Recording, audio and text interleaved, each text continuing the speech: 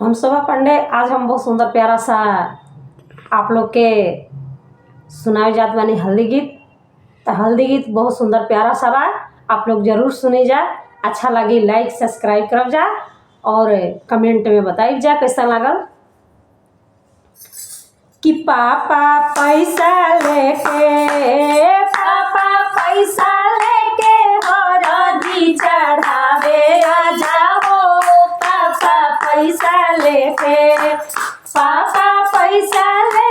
हरदी चढ़ावे आ जाओ। पापा पैसा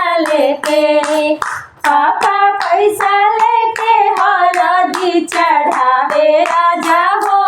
पापा पैसा लेके जदी अइबा खाली हाथ बेटी हो जाइए उदास। जदी अइबा खाली हाथ बेटी हो जाइए उदास। चाचा पैसा लेके हरदी चढ़ावे आ जाओ। चाचा पैसा लेके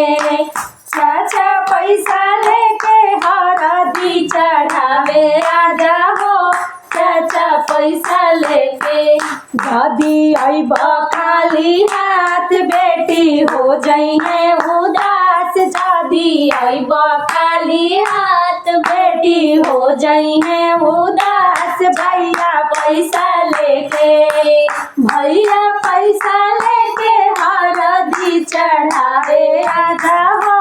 भैया पैसा लेके हरदी चढ़ावे आ जाओ। भैया पैसा लेके जदी अइबा खाली हाथ बहिनी हो जाइए उदास। जदी अइबा खाली हाथ बहिनी हो जाइए उदास। भैया पैसा लेके